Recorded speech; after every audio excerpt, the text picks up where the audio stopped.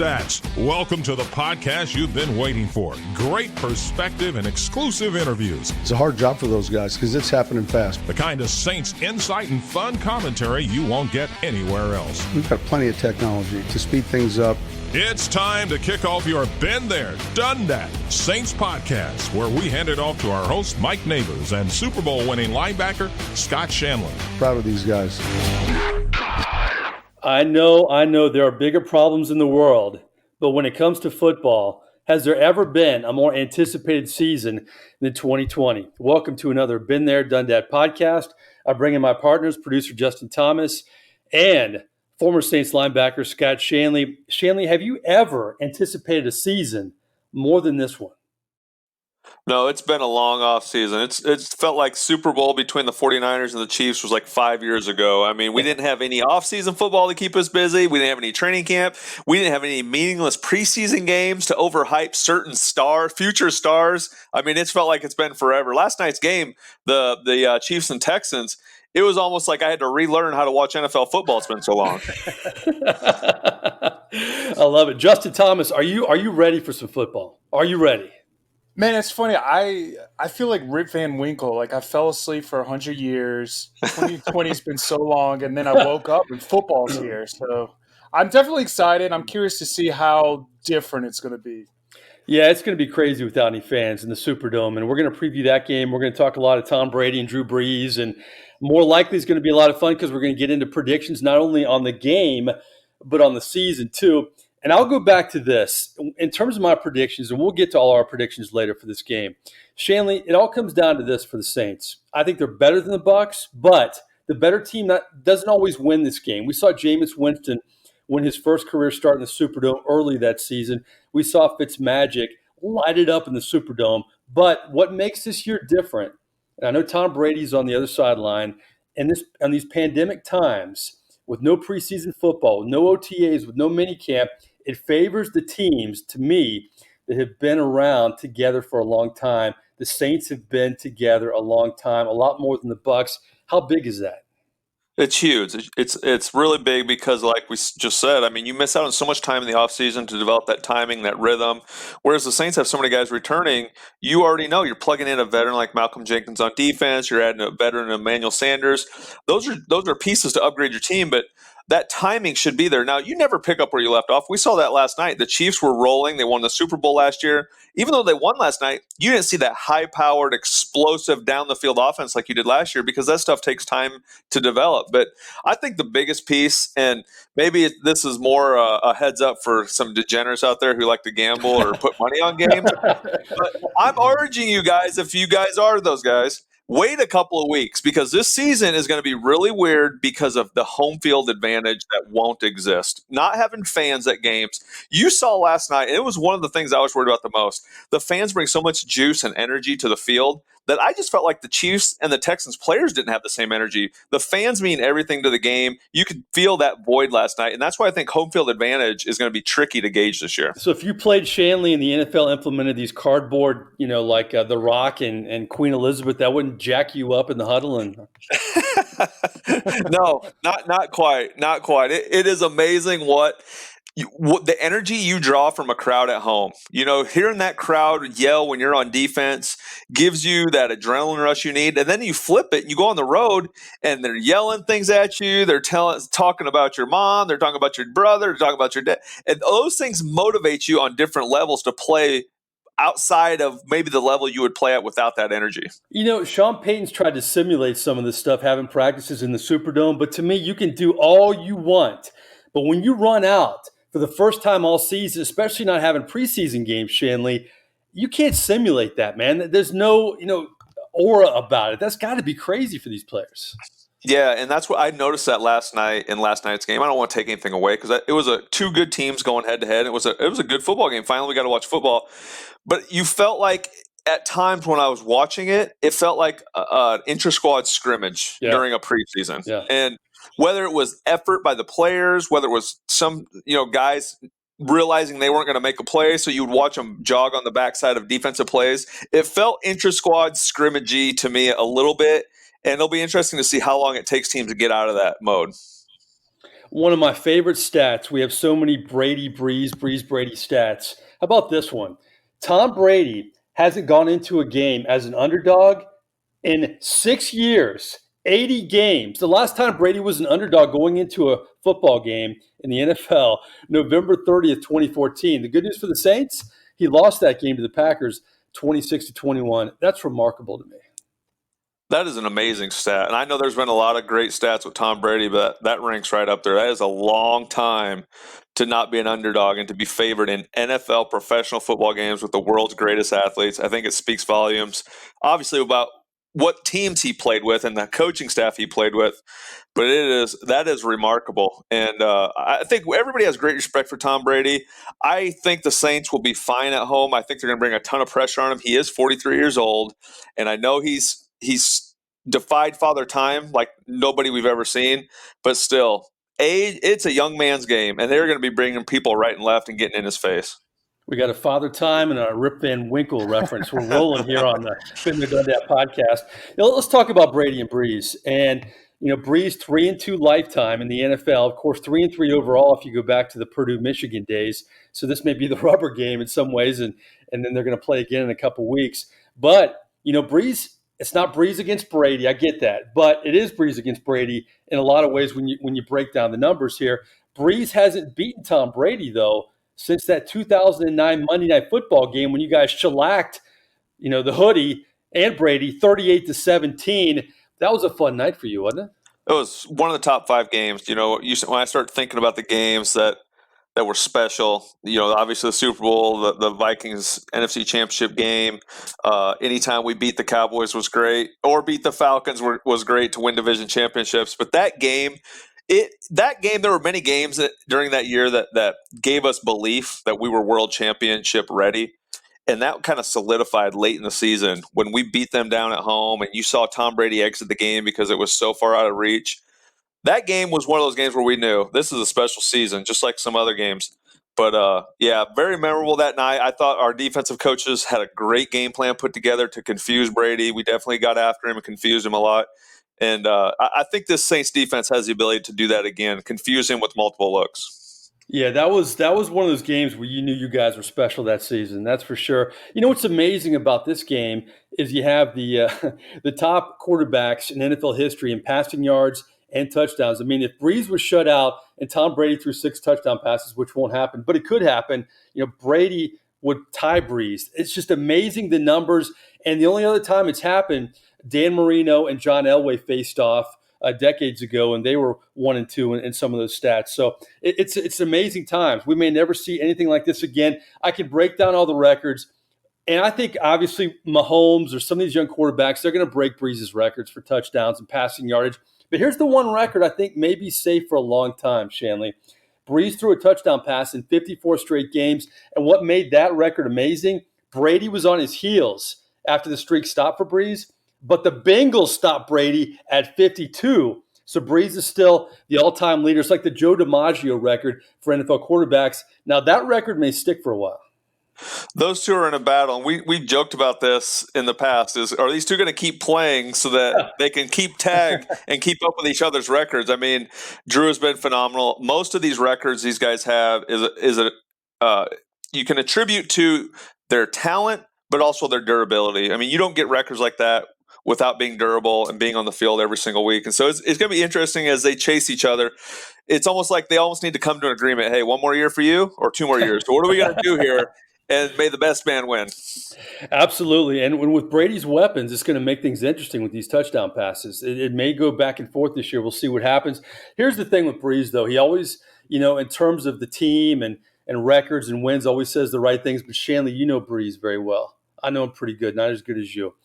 You know he wants these records. You know they mean a lot to him. Oh, no doubt about it. Any player, and I do believe Drew's, the most important thing to him is how many championships do I walk away from the game with, and that's what drives him to continue to come back and play. But once your name is in those record books, at the top of those records, maybe they'll be broken. Eventually they'll be broken. Maybe not even in his lifetime because some of those records are phenomenal. Like I said, durability plays a large part of that. But that's leaving a legacy. And I think for players who are as competitive as Drew Brees and Tom Brady, eventually you get past caring about what's in your bank account, how much money you're making, and you're trying to leave a legacy and a stamp on the game. So 50 to 100 years from now, what quarterbacks are they mentioning? And I think Drew Brees has put his name in that conversation with ease. I wonder if I'll ever get to a point where I'm not worried about what's in my bank account, Shanle. I don't know. I can tell you, Patrick Mahomes and Deshaun Watson definitely aren't. Absolutely. I remember the Breeze Brady game in 2013 where, boy, 5-0 start, looked like they're going to go 6-0 into the bye week, and Brady comes back. 5 seconds left in the game, throws a touchdown pass. In 2017, Breeze versus Brady. Brady just turned 40 years old. They win easily in that game, 36-20. So recent history has favored Tom Brady, but overall, Drew Brees has the all-time record. I think in this game, though, Tom Brady, we broke it down a little bit in past podcasts, but we can really see it now. Not having the Houdats there is going to be huge for Tom Brady in so many ways. It's going to be an absolute game changer. I still think the Saints have the better team on paper. I love their secondary versus the Bucs secondary. I love the Saints O-line versus the Buccaneers O-line. I think those are the two big weaknesses for that team. But the home field advantage and not having that crowd noise, because people forget when that crowd's roaring defensively, now Cam Jordan and the defensive line, they get a jump on the offensive line. So now they're getting more pressure. They're getting more sacks. The no crowd noise is going to affect that part of the game more than anything. And now Tom Brady can audible at ease. They don't have to have hand signals. They don't have to cut down their offensive package. So you're going to see more of a true matchup, almost like a neutral site game in college football. Yeah, when you look at Tom Brady, though, it's much like Drew for his career. I mean, Drew Brees didn't have a Pro Bowl wide receiver till Michael Thomas, even though that's kind of crazy because Colston should have been a Pro Bowler multiple times. But he didn't have, that dominant wide receiver. And I know, Brady's had Gronk and he had Randy Moss, but he never won a ring with Moss. They've done it by really, developing wide receivers over the years. How dangerous is Brady going to be now that he has Mike Evans and Chris Godwin and all these tight ends? Yeah, he has tons of weapons. I look for the Tampa Bay Buccaneers a lot this year to have 2 tight end sets with Gronkowski and O.J. Howard, who is a phenomenal athlete, first-round pick. I don't think he's reached his potential yet, and then Godwin and Evans on the outside. So he definitely has more weapons than he's had in a long time. Just like you mentioned, outside the 2007 year when he was in New England. It remains to be seen, though. I'm almost in the camp of he has tons of weapons, but is it too late in his career? Because it feels – I saw the other day somebody compared this to Michael Jordan going to the Washington Wizards. Is it too late in his career to take advantage of playing around young players and really utilizing them to the best of his ability? Well, by all accounts, he's looked great this preseason. I know the coaches are always going to tote the party line, but I know a lot of members of the media here in Tampa where I live, and they've said he's looked phenomenal. And I know even Jason Light, the general manager, came out to say that, and I know he's going to spin it his way, but I mean, everybody's had rave reviews of the way Tom Brady has looked. And you know what? I think Leonard Fournette is huge. I don't know how much he's going to contribute right away, but long term, if he's right, I thought when they acquired Tom Brady that they still need a running game. I mean, Ronald Jones was a bust, and he got a little better last year.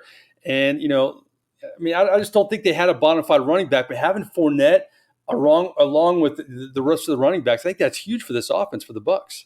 Oh, I agree. Because I think there was a reason why Leonard was a top 5 pick in the NFL. It didn't work out in Jacksonville, just like a lot of players don't work out in Jacksonville. Maybe he needs some different scenery and a different coaching staff to get the most out of his potential, but that potential is there. And I hope we don't see him a whole lot week 1. We'll probably see him later on in the year as he gets more comfortable in the offense. But had I known the Tampa Bay Buccaneers were going to be the team to sign Leonard Fournette, I think the Saints, I would have urged the Saints, hey, get on the phone, sign him to a 1-year deal, if anything, just to keep him out of the division, keep him away from the Buccaneers, because I agree with you, Mike. I think he's really going to help that offense as the season gets going. And don't you know he's one of those guys, Shanle, that can wear a defense down or attempt to wear a defense down late? Yes, and that's what worries me is because you've seen Tom Brady over the last few years. He's gotten really good at the short to intermediate passing game. Now you're setting up play action pass because Leonard's getting 3 or 4 yards on the downhill running game. It really opens up the field for Gronkowski and O.J. Howard and all those guys to run those intermediate routes off play action. That's where Tom Brady's the most dangerous is play action. Let's talk about the Saints offense. You broke it down well, the defense against Tom Brady and the Bucs and all the – I love how you say the shiny new toys for the Bucs. When we do our CST pregame show, I'm going to make reference to that. I love the shiny new toys reference you always say with the Bucs. If fans haven't heard that, why do you say that? Because I love the method behind that, or the Well, reasoning. yeah, it's because they have guys at every position that I think a lot of teams throughout the NFL would love to have, would feel like they're upgrades for the players that they already have. Evans is phenomenal. That's been a great matchup with him and Lattimore. Godwin has really emerged as one of the best wide receivers in the NFL. And I know Gronk retired, but he's still a big body guy. And OJ Howard, I think, is going to see his best year with playing with Tom Brady. So they have all these pieces all over the field. Now you can only have one ball. So will these guys be accepted? Will they accept their role within this offense? And no, they're probably not going to catch 100 balls because they're going to spread the ball around so much. So I call them shiny toys because they are guys that every team throughout the NFL would feel lucky to have. Absolutely. And for so many years, they've had the shiny toys, but they haven't had the results. The Bucs have not won a playoff game since they won the Super Bowl, which was Brady's second year in the league. I mean, it's amazing how bad they've been for such a long time. But here's the reason why I think the Saints have been good. And we'll get to the offensive matchup against the Bucs D. You look at Alvin Kamara, and that's been such a big story the last couple of weeks.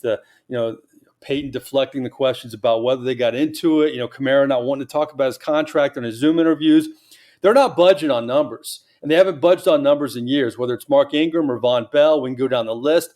That's why they've been able to maintain good teams in the salary cap. I think Kamara will get done, but he's going to get done on the Saints' terms. Don't you think, in terms of a number, they're not going to budge on too much? Well, they can't budge, and I don't think the Saints have ever really been a team to budge. They put out a number, you either take it or you're playing football somewhere else because they feel like the core of that team is good enough to win without you. And they've done a good job of building that team. But that if that number is too high and the Saints just can't do it, you can't do it as an organization because you have Lattimore and Ramczyk and all these other guys who need to be paid. So you have to be smart with the salary cap. Absolutely. All right, let's talk about Breeze against that Bucs defense. And when I look at the Bucs defense, you got to love their defensive line. I mean, Jason Pierre-Paul and Dominican Sue, and you have Vita Vea, who's an emerging star. The linebackers, Devin White, I think is going to be great in this league. But that secondary, I think they have potential, but they're still very, very young, and they haven't proven that they can force turnovers. I think Breeze still has a great matchup against that Bucs secondary. Yeah, I really like the matchup against the secondary, especially when you look at all the mismatches that the Saints offense they have against that Buccaneers secondary. I really like the draft pick of Winfield Jr. His dad was a phenomenal football player. They drafted him out of Minnesota. But he's only a rookie. I think he's got a great career ahead of him. But I look for the Saints to exploit that youth in the Buccaneers secondary. It kills me that Winfield's dad played against Breeze and Brady. Isn't that amazing? It's really incredible. Those type of stats make me feel old, Mike. You look at the offense for the Saints. I know Cesar Ruiz is kind of iffy for this game, but this is why the Saints team is loaded, because you can plug in a Nick Easton, Emmanuel Sanders complimenting Michael Thomas, Kamara healthier than last year, Latavius Murray still a quality back. Even with Ruiz iffy right now, it's tough to find a weakness on this football team, much less the offense. Well, yeah, everybody wants to see a quarterback or receiver or a defensive end type player drafted with a first-round pick, but the Saints have committed to building through the trenches and through the offensive line. You can never have enough good big people, and that's the old Bill Parcells rules. You always have to draft big guys over little guys early in the draft, and it's going to come to fruition. At some point, you're going to need those guys to control games. So I really like the Saints offensive line, especially when you compare it to the Bucs offensive line. I think that's a huge advantage for the Saints in week one. When we last saw your New Orleans Saints, they had the playoff loss against Minnesota. Breeze did not look good. Taysom Hill looked great. What do you think Taysom Hill's role is going to be in this game? Is it going to be even more prominent? That's going to be an interesting thing to watch throughout the year, especially since they named him the backup quarterback. Whether or not he truly is the backup quarterback, I'm not buying that. Yeah, I'm not buying that either. Maybe if Drew goes down, he'll be the starting quarterback, but I just don't think you can limit Taysom's role because you have him listed as the number 2 quarterback. They gave him a nice new contract. They paid him some money. They committed to him. And I think because you make that commitment, you have to get more of Taysom Hill on the field. So we may end up seeing more of him on the field. And the tricky thing with Jameis Winston, though, if something happens to Drew, Taysom can't be Taysom anyway. So maybe he is the backup. I just feel like, when they acquired Jameis, I think steady Teddy Bridgewater is obviously a safer guy to plug in there. But Jameis Winston, to me, if they like him, they got to use him too. It's such an interest. I mean, so many things could happen if Breeze goes down. No question. But I think the difference there is the Saints felt like Teddy Bridgewater was the heir apparent to Drew Brees, and they were getting ready to insert him until he got paid in free agency and Drew came back to play again. They had to make a decision that they probably didn't think they were going to have to make. And now you have Taysom Hill and Jameis Winston. If Drew Brees goes down early in the season, Taysom Hill is obviously going to be the starter because of his comfortability with the offense. But the thing that really hurt guys, and we said that hurt young guys is no preseason, but it also really hurt guys like Jameis Winston, who joined a team and didn't have a whole lot of preseason reps to go out there under the lights and show their team that they can play quarterback for them. Shanle, if somebody would have told you a year ago, hey, Scott, I'm just going to tell you this. A year from now, Jameis Winston is going to be the backup quarterback in New Orleans, and Tom Brady is going to be the guy in Tampa. What would you have said? I would have probably never thought that in a million years. And Mike, what's crazy, I was thinking about that today. I caught Phillip Rivers on TV in a Colts uniform, and I was like, what?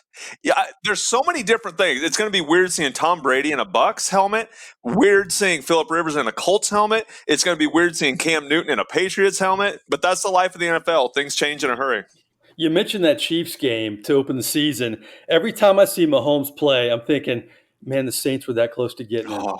and if they would have gotten him, I mean, how would Drew have retired at least a year ago? Would Mahomes have been the quarterback last year? I mean, how would that have worked out, you think? I mean, it's a guess, but it's interesting, It's a guess, but best guess is I think the same thing would have happened where either Drew would have retired early or probably been playing his last couple of years somewhere else, just because you couldn't deny the ability of Mahomes. But yeah, the Saints were close, and we've said it before, Saints fans. The Saints had his name ready to write down. The Chiefs jumped in front of him. Otherwise, it could have really changed the future 10 to 15 years of the Saints organization, having that guy right there ready to roll. Yeah, Jameis might be playing in Canada or something. XFL, The Rock. The Rock will give him a job. Exactly. When I break down this team, the Saints, I don't really see a weakness except for linebacker potentially. But I think the weakness could turn into a strength because I love Anzalone if he's healthy. Really like what Kiko Alonso did. You're going to miss A.J. Klein. You bring in Zach Bond. And, you know what you're getting with Demario Davis. But how do you break down these linebackers right now? Because to me, that's the only kind of question mark in a depth chart full of exclamation points. Yeah, and what's funny about that position is a month ago, everybody talked about the depth. I talked about the depth. They signed Bradham, who is a veteran player, who was a 3-down linebacker. You had, obviously Bond being a rookie, but being a dynamic player who can rush a passer or stay on the field and cover. And now all of a sudden, we're like, hey, we're one Alex Anzalone injury away from not having any depth. And so that position has gotten really crazy. But to me, the Saints play so much 2 linebacker sets with an extra safety on the field that I don't know how much depth they actually need. They have to stay healthy because I would love to see Alex and Demario on the field for the whole season. I think that pairing would be as good as there is in the NFL. But it is weird how fast things change from going from a really deep position to one injury away from being worried about that position. Absolutely. You mentioned that 2009 game you played, the Super Bowl season against the Patriots. Do you have a favorite Scott Shanle, Tom Brady moment at all? We don't rehearse in this show. I just throw them right at you in the podcast. Moment, no, but a look, yes. I remember in that game where there was like a sense of pride thinking, man, we have Tom Brady confused. We changed our whole defensive scheme. Really, we called it triple double. We double teamed 3 different receivers, and we were going to make him find the lone single matchup. And we changed it every play who we were doubling, and we had him so confused. And that only worked because our D-line got so much pressure on him. But I remember the look where he was like, I have no idea what's going on here. And it was a phenomenal job by our defensive coaches that week. And when something like that happens, take me inside the huddle. There's got to be a little bit extra in the huddle. Like you guys are looking at each other like we can do no wrong today. Yes, no question. And I remember we all sensed it at the same moment. I remember Jonathan Vilma saying on the sideline, we came after a series and we're talking to his linebackers. He goes, we got him. He's rattled. He has no idea where to go with the ball. And that confidence, when you have Tom Brady rattled, that kind of just snowballed into the way that game went after that because our confidence was sky high. I love these stories. Speaking of getting rattled, Justin, you know what time it is.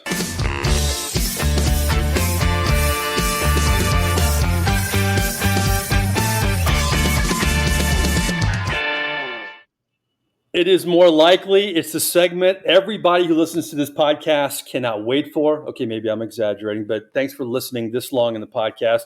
3 hypotheticals. It's prediction time. We're going to break down the game in this one and the Saints season. But first, I just keep getting that image of Vilma saying we got him. I can just see Vilma saying that. The first more likely, Justin, we bring him back in, and then we have Shanle, and then I'll weigh in a little bit. Your breakout Saint more likely this season. I'm not going to throw out Breeze or Cam Jordan. We know they're going to be good. How about these 3 names? And if you want to go off the board, have at it. But more likely, your breakout Saint in the crazy year of 2020, is it Emmanuel Sanders? Is it Janoris Jenkins? Or how about Alex Anzalone? Actually, so I'm going to go off the board. Nice. One I've been targeting, I'm excited to watch play. He showed flashes of it last year as a rookie. I'm going to go with Chauncey Gardner-Johnson, who is now going as I like CD that. Deuce. I think he changed his name. CD. Don't know what that's about, but What does Deuce think of that?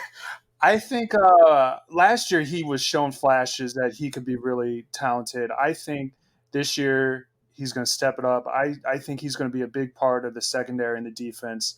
I think he's going to have a really big year. Justin going next level. I like that. I like his confidence. He had some great games last year. Exactly. Really confident. And Shanle, this is why the Saints have been good. They knew the Von Bell contract was coming. They develop a guy like CD Deuce, and maybe they don't lose much with him. Maybe they even gain some a little bit. We'll see what happens. But do you have one off the board, or do you have a breakout Saint, Emmanuel Sanders, Janoris Jenkins, Alex Anzalone? I want to go with Alex. I've been a big cheerleader of Alex since his rookie year. I want him to stay healthy because I think he has the potential to be one of the best linebackers in the NFL if he can get over that injury bug. I really think we need Alex to be that breakout player this year, and that would mean he stays healthy. But I think I'm going to go with Deontay Harris. And so I went off the board, and not because of his return skills. I think as the last year went along, I noticed this guy getting behind multiple secondaries with his speed and thought, do we have our own little Tyreek Hill emerging with the Saints? Because he has phenomenal speed. Maybe he can be our leopard. I don't know. We'll have a nickname for him. But I think Deontay Harris is going to get worked much more into the Saints offense, and he's going to become a deep threat that we haven't had for quite a while.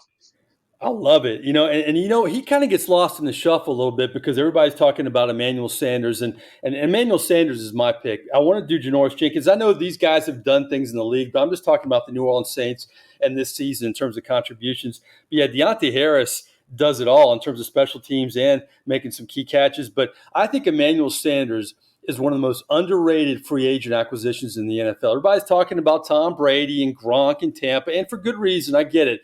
But Michael Thomas has lit up the stat sheet since he arrived in the Big Easy, but he's never had much help. Ted Ginn had his moments. We're still waiting on Traquan Smith to step up. I love what Jared Cook did down the stretch. But Shanle, having Emmanuel Sanders on the other side with Michael Thomas, that's going to be fun to watch. Yeah, and I think it gives them a chance to move him around the formation. And Sean does a great job of moving guys throughout the formation to get the matchups he wants. Now, if you see teams double teaming or rolling coverage toward Michael, I have a hard time believing people are going to be able to cover Emmanuel Sanders one-on-one. So that O-line, if they do what I think they can do and give Drew time, this offense is going to be tough to stop. And Emmanuel Sanders has moved around the league, but his last 2 stops, his teams went to the Super Bowl. We'll see if that trend continues. Okay, more likely, number 2, it's time to break down the Saints record in 2020. And, of course, you can go off the board. I'm going to throw out 9-7, 10-6, or 11-5 or better. Justin Thomas, more likely the Saints record in 2020. This one's tough, and I think it's mainly tough because of COVID and what it's done for this season. I think because of the lack of the teams getting together, training camp and whatnot shortened, I could see some teams struggling out of the gate. I have the Saints somewhere around 11-5, 12-6. I don't think they're going to get to 13-3 or better this year, mainly because of what I just said. I think they'll still win the division. It's going to be tough. I do think the Bucs are probably the next best team. I'm going to go with 11-5. 11-5. Scott Shanle, more likely the Saints record in 2020. Yeah, I think 11-5 is an easy choice based on the Saints' schedule. I mean, they have a lot of tough teams. When you're looking at, they're playing the Packers. They're always a tough team because of Aaron Rodgers' ability. Obviously, I think the NFC South is the toughest division in football. So you're going to have 6 tough games during the season. Then you have the Chiefs, you have the Eagles, you have the Vikings later in the year. The back half of the schedule is really loaded. So I think if the Saints came out 11-5, and obviously number one goal of winning the division, I think that would be a pretty good year.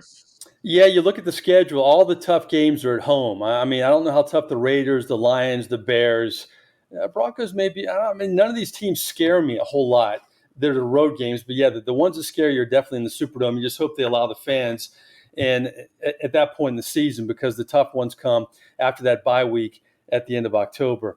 All right, I say 11-5 too. I think I want to say 12-4, but I think, man, this is just such a weird season, and I just think 11-5 is a good, comfortable position that I feel for this football team moving forward.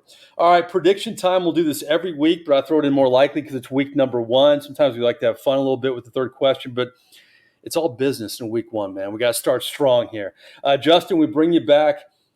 What is your prediction? Bucs versus Saints, and undoubtedly the game of the week in the NFL in week 1. Yeah, I think this is going to be a really fun game to watch.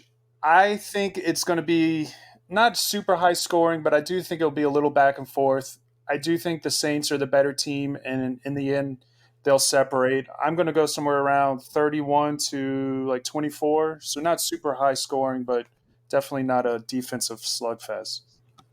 Interesting. All right, you have Saints 31-24. Scott Shanle, what say you? I'm going to go Saints 35, Buccaneers 17. Wow. Oh, Dang. really? I think the Saints offense is surgical. I like all the pieces they have. The Buccaneers with a young secondary is the reason I'm going with 35 points. And then I really believe the Saints defense is just way more athletic and fast than this Buccaneers offensive line. And I think they're going to get tons of pressure on Brady. Shanley's partying like it's Saints Patriots 2009 again in the Superdome with that prediction. Here's my prediction. I think the Saints jump out to a comfortable lead. I think Tom Brady gets a little more comfortable. Mike Evans has the hamstring. I think he'll play, though. He was at practice later in the week. But I think in the end, the Saints win 34-31. It's going to be a little tighter, but I think it's going to get a little scary late. But I think the Saints survive this one and start the season at 1-0. We said this at the beginning, kind of a closing thought, Shanley, though. This pandemic has taught us a lot about a lot of different things, but boy, I have never appreciated looking forward to a football game more than this. I mean, we're waiting for the season because we haven't had an off season, but it's more than that. It's with COVID and everything. I frankly wasn't sure if we would see football on time, and I give the NFL a lot of credit for maintaining the consistency of their schedule. Yeah, I just think it gives people a chance to escape a little bit and get back to what feels a little bit more normal. If you've always watched football every single year, and now this year has been obviously turned upside down. 2020 has been odd almost all the way through. Now you get to sit down, you get to watch your football team, you get to watch your Saints. It's going to be weird not being in the Superdome if that's where you usually are. But I think at this point we'll take what we can get. And just sitting down in front of the TV and watching the Saints and Buccaneers and watching Breeze and Brady is a special treat. And we're all lucky that we've been able to get to this point. And hopefully everything stays good and infections stay low. There's no breakouts in the NFL, and we can enjoy a great NFL season. Absolutely. They've already announced that the second game of the season in week 3 against the Packers, no fans will be in the Superdome as well. But as you mentioned, you hope by the time the season, maybe after the bye week against the Carolina Panthers, things will change at that point, maybe as early as that Monday Night Football game against the LA Chargers on October 12th. We shall see. Well, check out us on Twitter. What's our handle on Twitter, Justin? At Dundat Podcast. So follow us on Twitter, and please subscribe. We're on all the platforms from iTunes, Podbean, Stitcher, Google. Subscribe. Let us know any suggestions you'd like us in terms of getting interviews or things we can ask Shanley about. I throw fastballs, I throw curveballs, I throw sliders at Shanley. He hits everything I throw at him. So you throw something, he'll hit it as well. So give us suggestions, please subscribe, but we appreciate it. We're excited about the season starting on time. We hope it continues, as Shanley mentioned, but we'll see how the Saints do, and we'll be around next week to kind of recap that and look ahead to the first game ever in Vegas against the Las Vegas Raiders in week number 2. But first things first, Saints versus Bucs on Sunday. Thanks for listening to this podcast. For Justin Thomas and Scott Shanle, I'm merely Mike Nabors. We'll talk to you next time.